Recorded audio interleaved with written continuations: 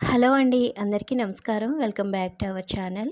ఈరోజు మన వీడియోలోని ప్రతిరోజు మనం చేసుకునే పనులు మరింకొంచెం తేలిగ్గా చేసుకోవడానికి, అలాగే మన టైంని, మనీని సేవ్ చేసుకోవడానికి ఎంతగానో ఉపయోగపడిన కొన్ని టిప్స్ని షేర్ చేస్తున్నానండి. ముందుగా ఫస్ట్ టిప్ చూద్దామండి. మనం మంత్లీ రేషన్ తెచ్చుకునేటప్పుడు ఇలాగా పిండిలు అనేవి ఎక్కువ క్వాంటిటీలో తెచ్చి పెట్టుకుంటూ ఉంటామండి. గోధుమ పిండి కానీ, శనగపిండి కానీ, ఇలాగ ఏ పిండిలు అయినా సరే ఇలాగా యూస్ చేసే కొద్దీ సగం అయ్యేసరికి అది పురుగు పట్టేస్తుంటుందండి. అలా పురుగు పట్టకుండా ఉండాలంటే ఒక చిన్న టిప్ని షేర్ చేస్తానండి.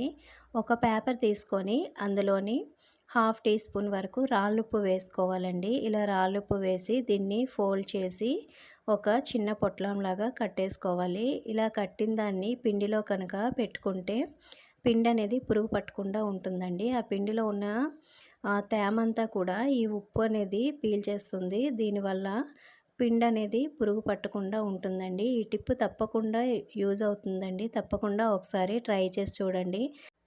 ఈ టిప్ నచ్చినట్లయితే ఛానల్ని లైక్ చేయండి. మీరు లైక్ చేయడం వలన ఈ వీడియో కొంతమందికి షేర్ అవుతుందండి. నెక్స్ట్ టిప్ చూద్దామండి. మనం మార్కెట్కి వెళ్ళేటప్పుడు ఇలాగా క్యారీ బ్యాగ్స్ అనేవి తీసుకెళ్తూ ఉంటుంటాం కదండి. దాంతోపాటు మనీ తీసుకెళ్ళడానికి ఇంకొక బ్యాగ్ని క్యారీ చేయాల్సి వస్తుందండి. 2 బ్యాగులు తీసుకెళ్ళే ఆ పని లేకుండా మనం ఒకే బ్యాగ్లోని ఇలాగా మనం సెట్ చేసుకోవచ్చండి. మనం జ్యువెలరీ తీసుకునేటప్పుడు ఇలాగ చిన్న చిన్న పౌచెస్ అనేవి ఇస్తూ ఉంటారు కదండి. అందులోనే ఒక చిన్న పౌచ్ని ఇలాగ బ్యాగ్కి అటాచ్ చేసుకోవచ్చండి.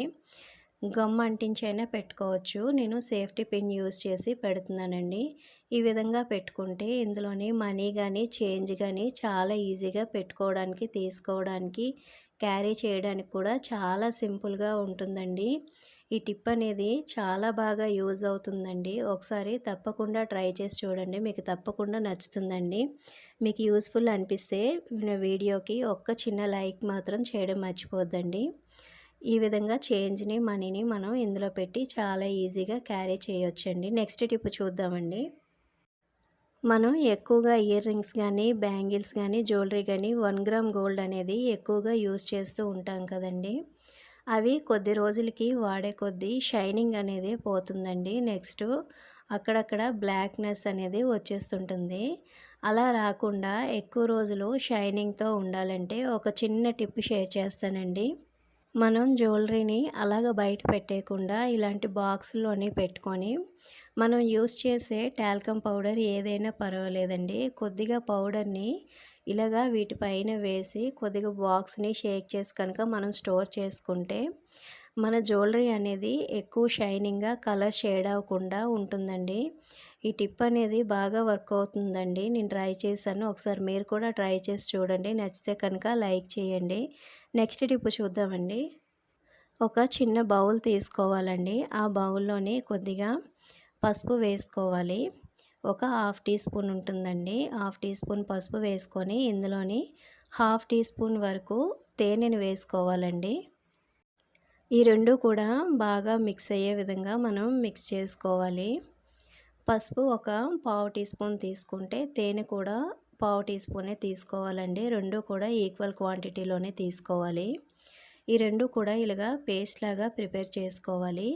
ఇది మనకి ఫేస్కి ఒక ఫేస్ ప్యాక్ లాగా యూజ్ అవుతుందండి.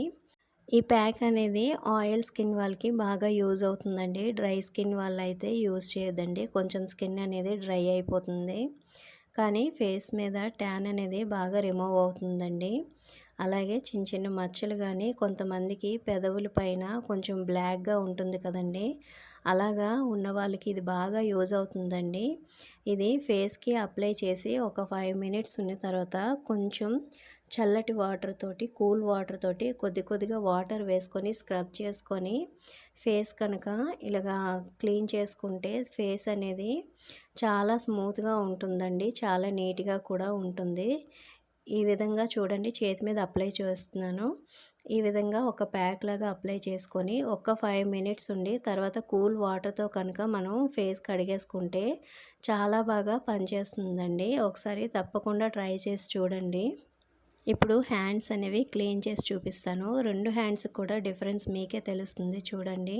లెఫ్ట్ హ్యాండ్ కన్నా రైట్ హ్యాండ్ కొంచెం డల్‌గా ఉంది. నెక్స్ట్ చాలా స్మూత్‌గా ఉందండి. ఈ టిప్ కనుక నచ్చినట్లయితే తప్పకుండా ట్రై చేసి చూడండి. నెక్స్ట్ టిప్ చూద్దామండి. ఇలాగా మనం స్టిక్కర్ ప్యాకెట్స్ అనేవి తీసుకుంటూ ఉంటాం కదండీ.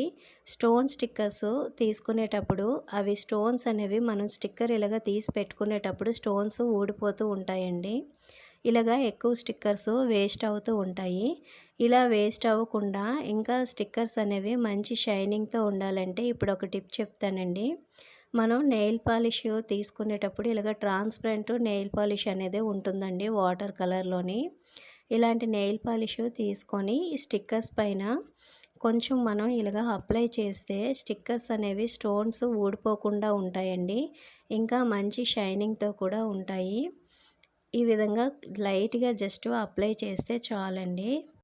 స్టోన్స్ ఊడిపోకుండా ఉంటాయండి. స్టిక్కర్స్ కూడా మంచి షైనింగ్‌తో ఉంటాయి. ఒకసారి నచ్చినట్లయితే తప్పకుండా ట్రై చేసి చూడండి. ఈ టిప్ మీకు బాగా యూజ్ అవుతుంది. నెక్స్ట్ టిప్ చూద్దామండి. మనకి డీప్ ఫ్రిడ్జ్‌లోని ఇలాగా ఎక్కువగా ఐస్ అనేది కట్టేస్తూ ఉంటుందండి. మనం 3 డేస్‌కి ఒకసారి బటన్ ప్రెస్ చేసినా సరే ఫ్రిడ్జ్ అంతా కూడా వాటర్ అయిపోతుంది. ఆ వాటర్ అంతా మళ్ళీ క్లీన్ చేసుకోవాలంటే ఫ్రిడ్జ్ అంతా క్లీన్ చేయాలండి. అలా కాకుండా నేను ఇప్పుడు టిప్ చెప్తానండి. ఇలాగ ఎక్కువగా డీప్ ఫ్రిడ్జ్‌లోని ఐస్ కట్టడం వల్ల మనకి కరెంట్ బిల్ కూడా ఎక్కువగా అవుతుందండి. మనకి ఫ్రిడ్జ్ కూడా ఎక్కువగా కూలింగ్ రాదు. అలా కాకుండా ఐస్ కట్టకుండా ఉండాలంటే ఇప్పుడు ఒక టిప్ షేర్ చేస్తానండి. బంగాళదుంపల్ని తీసుకోవాలండి. ఒక బంగాళదుంప తీసుకొని ఇలాగ సెంటర్‌కి కట్ చేసుకోవాలి. కట్ చేసుకున్న దానిపైన కొంచెం సాల్ట్ యాడ్ చేసుకోవాలండి. ఒక హాఫ్ టీ స్పూన్ వేసుకుంటే సరిపోతుంది. ఇలాగ సాల్ట్ వేసుకోవాలి. వేసుకున్న తర్వాత ఇప్పుడు దీన్ని ఏ విధంగా యూజ్ చేయాలనేది చెప్తానండి. ఇలాగా డీప్ ఫ్రిడ్జ్‌లోని ఎక్కువగా ఐస్ కట్టేసినప్పుడు ఇలాగా బంగాళదుంప పైన కొంచెం సాల్ట్ వేసి ఇలాగ ఫ్రిడ్జ్ అంతా కూడా క్లీన్ చేసుకుంటే మనకి ఐస్ అనేది ఫాస్ట్‌గా కరిగిపోతుందండి. నెక్స్ట్ ఇలాగ 1 వీక్ ఒకసారి డీప్ ఫ్రిడ్జ్‌ని క్లీన్ చేసుకుంటే కనుక ఐస్ అనేది ఎక్కువగా కట్టకుండా ఉంటుందండి. దీనివల్ల కూడా కరెంట్ బిల్ అనేది చాలా సేవ్ అవుతుందండి. ఈ టిప్స్ అన్నీ కూడా మీకు బాగా యూజ్ అవుతాయని అనుకుంటున్నానండి. తప్పకుండా ఈ టిప్స్ అన్నీ కూడా నచ్చితే ఏ టిప్ నచ్చిందో కామెంట్ చేయండి. అలాగే ఛానల్ని లైక్ చేసి సబ్స్క్రైబ్ చేసుకోండి. థ్యాంక్ యూ ఫర్ వాచింగ్ అండి.